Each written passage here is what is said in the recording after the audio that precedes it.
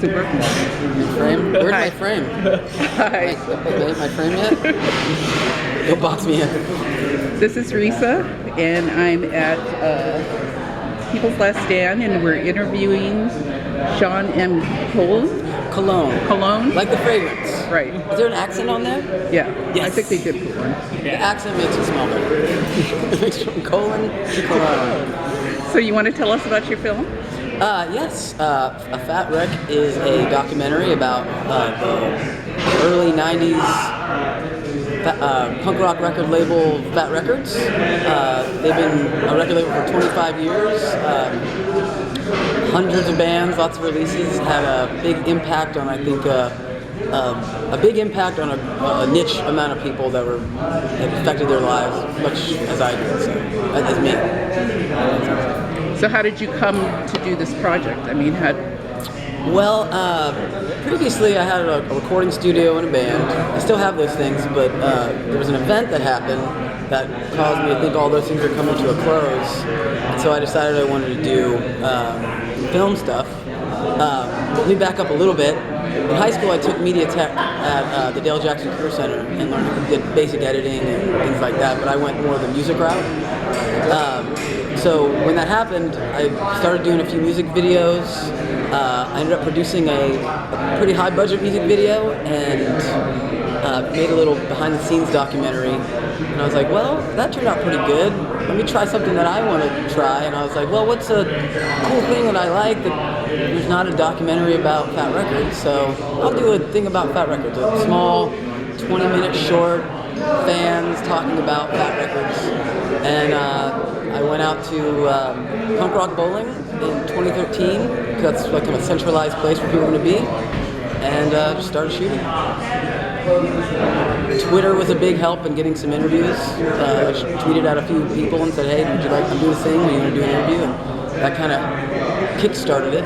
Speaking of, we should talk about how it turned from that little 20-minute thing into the feature length that it is now, speaking of Kickstarter. Oh, that was a good segue. So from the footage I got from that first thing, I put together a little teaser, and then that gained a good amount of interest from some of the main subjects. And they agreed to do an interview, and then once I've had those, we did an Indiegogo to try and get out to California.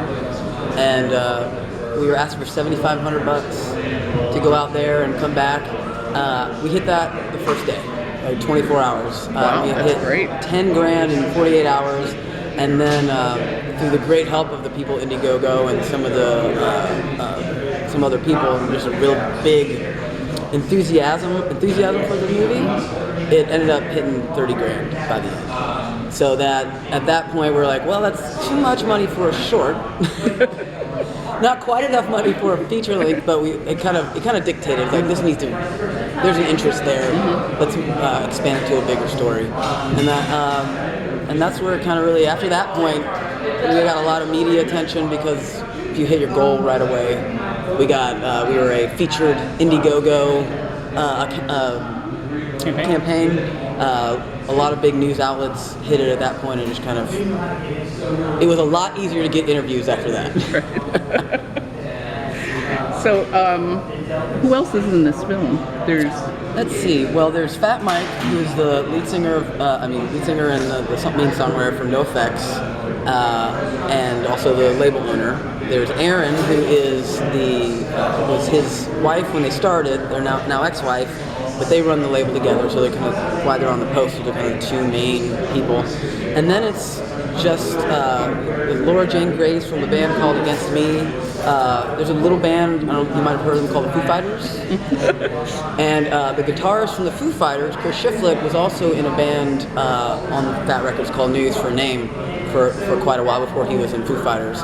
And so he was in the movie because of course the relevance. And there's, we did 120 some odd interviews. So there's a lot of people in the movie, but we also have some of the main people from some of the main bands from the label. Who else would be a good name drop? It's a pretty good mix of people that are really relevant to hardcore punk fans, but also keeps it approachable to people who don't know. Jim Lindberg from the Other F Word. I don't know if you've seen that. The Other F Word's a punk rock documentary about dads, punk rock dads, and he's in a band called Pennywise, and he's in it as well. Man, there's the list is long. I'm trying to think of who else would be big. I think one of the big jokes that you made is that if you ever want to meet your heroes from when you were a kid, just do a documentary about them, because all these musicians from these bands. Right? Yeah. If you like, that was the sneaky part. I was like, I got to hang out with everybody. Everyone was like, a good reason to get in touch with them and talk to them. You know, not that I'm a fan. Let's hang out. It's hey, I'm doing a documentary. We should hang out. You should invite me where you're recording into your homes. So what time period was this label? 1990. Their heyday was really 1990 to around 2003 is when it was like just not just them, but pop punk in general, Green Day, and that genre of music really exploded, and they kind of got caught up in it and became, for what they were trying to do, they were wildly successful. You know, their bands were selling hundreds of thousands of records, and they were not really doing, you know, other than like compilations and some punk zines. They weren't doing like big ad buys. They refused MTV. MTV, they said, no, we don't want to be a part of that. They kind of carved their own way, and before the internet really gave people the chance to create these niche audiences, Fat Records did that by just, how do I say this? In social media now, everything's about that relationship. They were building those relationships before the internet existed through mail order and little jokes and, you know, having a certain humor and a DIY kind of spirit. Right. So you want to tell me about the puppets? How do they work into the... Yeah, so when we started the movie, I knew that one of the main things that I wanted to do was eliminate talking head. Because the kind of documentary we were doing a lot of interviews, and we weren't doing a lot of, you know, dynamic filming, you know, following people around very much. There's a lot of sitting down and talking. So what we wanted to do is make it as interesting as possible for an audience that's not just into punk rock. And one of the bands, Bad Cop, we were filming one of their shows, and afterwards we were chatting and talking, and one of the singers, Jenny Cotterill, who is also, she's an artist, she did the background artwork for Metalocalypse and Adult Swim, and also some of the murals in Parks and Recreation. But she goes, hey, I make puppets. And like, it was like, that's it. Oh my gosh, that's it. And like, I immediately went on Google. I was like, has any other documentary ever done reenactments with puppets?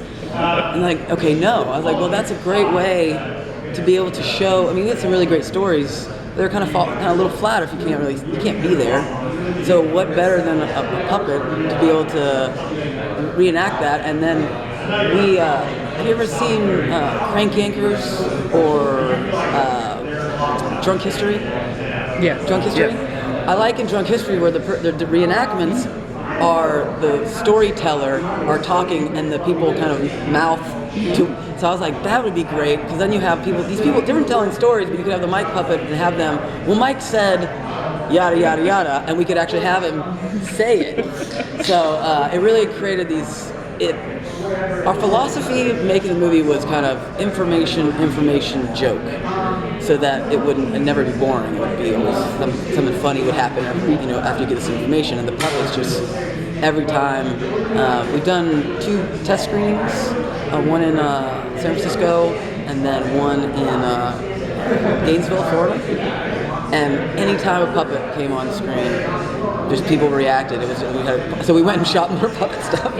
Anything we could do. I mean, I think we have like over 20, 25 scenes that we had to set up puppet-wise. We shot at least 30. We went so far with it that we were like, okay, now we have to pull a couple of these. Yeah, we dialed back, which was kind of like, once we were in the edit, we're like, okay, that that was too much. It didn't really fit. It doesn't really land the way we'd want it to. So I think having more and then scaling back is always a good place to be. You know, what is it? Art is subtraction. Good quote, right? Bravo. You sound very erudite. Good for you. So what kind of distribution are you thinking of for this? Well, we would like to, we're in talks with a couple of distributors. We have a sales agent that's been working on our behalf. We've been in talk with a couple of distributors from really the moment that the Indiegogo kicked, and they want to kind of be along with this, build that relationship so we see where it goes. If we're going to make a good movie or not, you know, 'cause you never know. But now things are gonna kind of changing as we're moving into the festival part and the screening. So we hope to do the festivals, do some touring the film, because it's kind of like the punk rock show. Take it to different places where people can view it one-offs, and then later on in the year, hopefully if things work out in our favor, a video on demand and a Blu-ray DVD distribution. Right. So kind of like there's been a few movies, punk rock movies that have done this recently, like Filmage and Salad Days, that kind of went the same route. So are you premiering this at?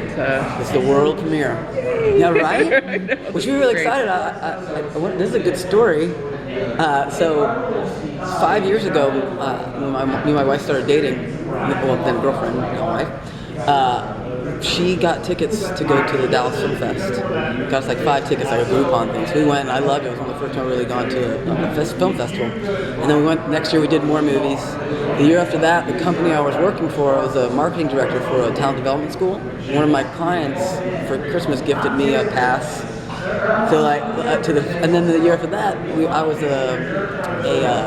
were a festival community partner. Mm-hmm. So I actually presented one of the films, and then last year I went ahead and volunteered, and then this year we got in. So like I have a collection of passes of all the different kinds. I do too. I keep them all. That's what I'm talking about. No, it's really a great honor. You know, like I live like 3 minutes from here.